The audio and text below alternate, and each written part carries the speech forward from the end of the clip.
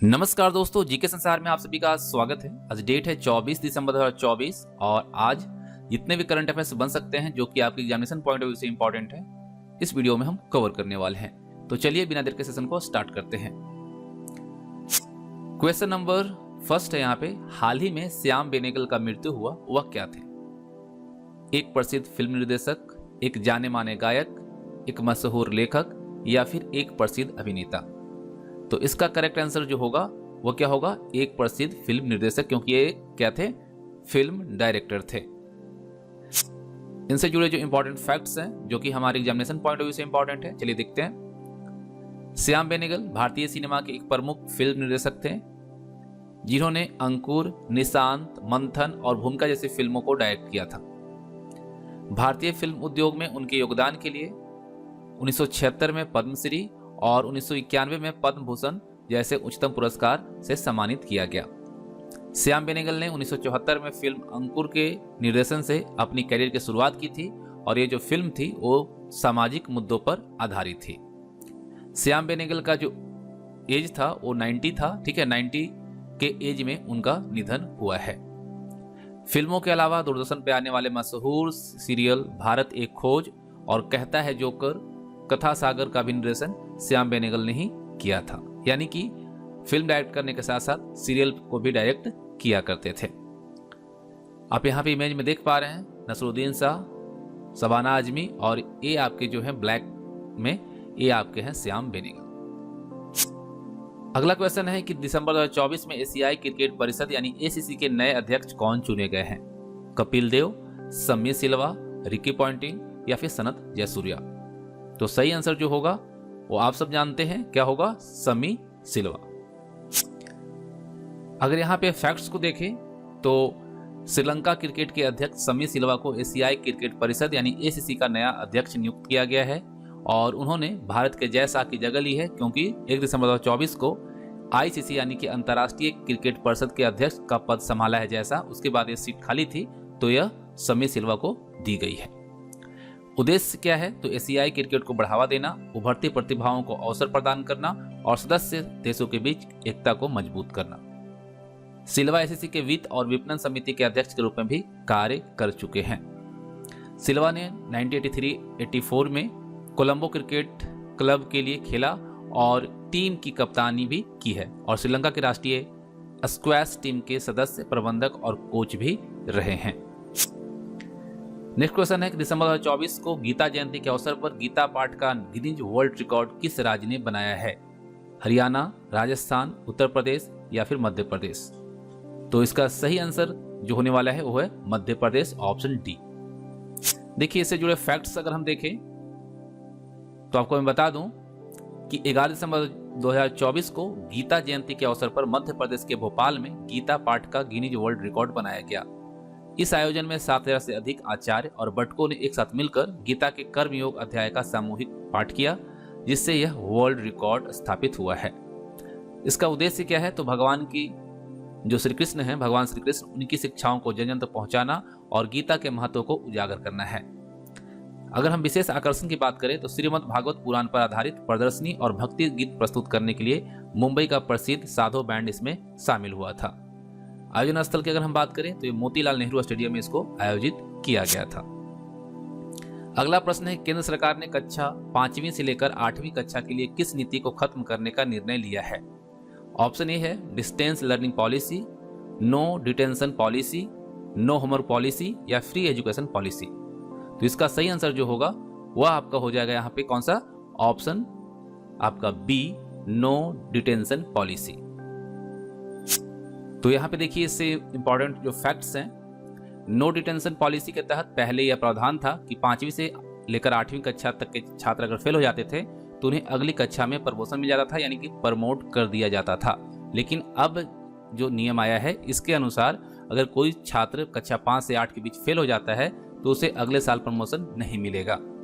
छात्र को अगली परीक्षा में जाने के लिए उस कक्षा की परीक्षा को पास करनी होगी, तभी वह अगले कक्षा में जा पाएगा। इस निर्णय का उद्देश्य है शिक्षा की गुणवत्ता को सुधारना और छात्रों को अपनी कमजोरियों पर ध्यान केंद्रित करने के लिए प्रेरित करना। छात्र जो 5 से लेकर 8 तक फेल हो जाते हैं तो ऐसे स्टूडेंट के लिए स्कूल को 2 महीने के अंदर दोबारा से परीक्षा आयोजित करनी होगी और बच्चे को परीक्षा पास करनी होगी, उसके बाद अगले क्लास में वह जा सकेंगे। अगला प्रश्न है कि आईएनएस तुसील किस प्रकार का युद्ध पोत है? विमानवाहक पोत है, क्रिवाक 3 क्लास फ्रिगेट है, विध्वंसक है या इनमें से कोई नहीं? तो देखिए आईएनएस तुसील जो है यह क्या है? क्रिवाक 3 क्लास फ्रिगेट है। इससे जुड़े फैक्ट्स अगर हम देखें तो आईएनएस तुसील भारतीय नौसेना के लिए प्रोजेक्ट 1135.6 का एक उन्नत क्रिवाक 3 क्लास फ्रिगेट है। आईएनएस तुसील का निर्माण गुजरात स्थित Mazagon dock ship builders limited MDL द्वारा किया गया है। इस प्रोजेक्ट के तहत पहले से 6 अन्य फ्रिगेट पहले ही भारतीय नौसेना में शामिल किए जा चुके हैं और यह ब्रह्मोस सुपरसोनिक क्रूज मिसाइल से लैस है। आईएनएस तुसील को 9 दिसंबर 2024 को भारतीय रक्षा मंत्री राजनाथ सिंह की उपस्थिति में भारतीय नौसेना में शामिल किया गया।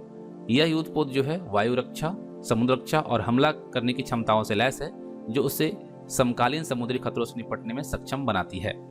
आईएनएस तुसील हाल ही में लंदन पहुंचा है, जो कि एक महत्वपूर्ण अंतर्राष्ट्रीय संकेत है कि भारतीय नौसेना की पहुंच वैश्विक स्तर पर बढ़ रही है। यह भारत की समुद्री शक्ति का भी प्रतीक है। एक क्वेश्चन है कि प्रधानमंत्री नरेंद्र मोदी को कुवैत का कौन सा सर्वोच्च सम्मान प्रदान किया गया? Order of Mubarak al Kabir, order of Zayed, order of Arab excellence या फिर ऑर्डर ऑफ ग्लोबल लीडरशिप? तो यहाँ पे सही आंसर जो होगा वो होगा order of Mubarak al Kabir. इससे जुड़े फैक्ट्स अगर हम देखें, अब देखिए जो इंपॉर्टेंट फैक्ट्स हैं, तो अगर हम इस पे नजर डालें तो यह सम्मान कुवैत के अमीर शेख मिसाल अल अहमद अल जबर अल सबा ने दिया है और यह सम्मान पाने वाले मोदी पहले भारतीय प्रधानमंत्री हैं। Order of Mubarak al Kabir Kuwait का एक नाइटहुड ऑर्डर है, यानी कि सम्मान है। यह अवार्ड जो है दोस्ती की निशानी के तौर पर राष्ट्राध्यक्ष, विदेशी शासक और विदेशी शाही परिवारों के सदस्यों को दिया जाता है।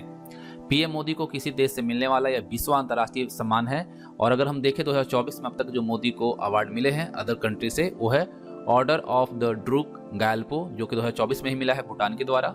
ऑर्डर ऑफ सेंट एंड्रयू रूस ने दिया है। ऑर्डर ऑफ नाइजर नाइजीरिया ने दिया है। डोमिनिका अवार्ड ऑफ ऑनर ये डोमिनिका ने दिया है। ऑर्डर ऑफ एक्सीलेंस गुयाना, जो कि गुयाना के द्वारा दिया गया, और order of freedom of Barbados, जो कि बारबाडोस के द्वारा दिया गया, और order of Mubarak al Kabir, जो कि अभी हाल ही में कुवैत ने दिया है। तो ये 2024 में यानी कि प्रधानमंत्री को मिला है। अब हम और आगे अगर इस पर चर्चा करें तो इससे पहले यह पुरस्कार बिल क्लिंटन, प्रिंस चार्ल्स और जॉर्ज बुश जैसे विदेशी नेताओं को दिया जा चुका है। अगला प्रश्न है कि भारत ने विमेंस अंडर 19 एशिया कप 2024 के फाइनल में किस टीम को हराया है? Australia under 19, Sri Lanka under 19, Pakistan under 19 या बांग्लादेश अंडर 19? तो इस क्वेश्चन का जो करेक्ट आंसर होगा वो होगा बांग्लादेश अंडर 19। इससे जुड़े फैक्ट्स पर अगर हम नजर डालें तो विमेंस अंडर 19 एशिया कप का आयोजन जो है 22 दिसंबर को मलेशिया की राजधानी कुआलालंपुर में हुआ। भारत के लिए अर्धशतकीय पारी खेलने वाली गोगंडी तीसरा को प्लेयर ऑफ द मैच चुना गया और ये विमेंस अंडर 19 एशिया कप का पहला एडिशन है। भारतीय टीम ने बांग्लादेश अंडर 19 टीम को 41 रन से हराया है। भारत ने निर्धारित 20 ओवर में 7 विकेट पर 117 रन बनाए। उसके जवाब में बांग्लादेश की टीम जो है 18.3 ओवर में 76 रन पर ऑल आउट हो गई थी। अगला क्वेश्चन है कि श्री राम कृष्णन को एआई पॉलिसी एडवाइजर किसने नियुक्त किया है? जो बाइडेन, कमला हैरिस, डोनाल्ड ट्रंप या बराक ओबामा? बराक ओबामा तो अभी नहीं कर सकते हैं, आप सब जान रहे हैं। तो यहाँ पे आपको 3 ऑप्शंस में डाउट होगा, तो यहाँ सही आंसर जो होगा वो आपका हो जाएगा क्या? डोनाल्ड ट्रंप, जो कि निर्वाचित राष्ट्रपति हैं अमेरिका के, यूएसए के। इससे जुड़े फैक्ट्स अगर हम देखें तो श्री राम कृष्णन वर्तमान में एड्रिसन हेरिटविच नामक एक वेंचर है, उस कैपिटल के फर्म पार्टनर हैं। ठीक है, एंड्रिसन हेरिटविच नामक वेंचर कैपिटल फर्म के पार्टनर हैं श्री राम कृष्णन। श्री राम कृष्णन चेन्नई के रहने वाले हैं और पेशे से इंजीनियर हैं। अपनी पहली नौकरी 2007 में माइक्रोसॉफ्ट के विजुअल स्टूडियो के प्रोग्राम मैनेजर के रूप में शुरू की थी और इलन मस्क को ब्लू टिक के बदले पैसे लेने का जो सुझाव है इनके द्वारा ही दिया गया था। साथ ही साथ मस्क के ट्विटर खरीदने के बाद इसे नए सेटअप में श्री राम कृष्णन ने अहम रोल निभाया था। अमेरिका के नवनिर्वाचित राष्ट्रपति डोनाल्ड ट्रंप ने 22 दिसंबर को इसकी घोषणा की कि श्री राम कृष्णन जो है वह एआई पॉलिसी एडवाइजर होंगे। तो उम्मीद करता हूं आपको आज का करंट अफेयर्स पसंद आया होगा। तो वीडियो को लाइक और अपने दोस्तों के साथ शेयर जरूर कीजिएगा और कैसा लगा कमेंट बॉक्स में जरूर बताइएगा। धन्यवाद।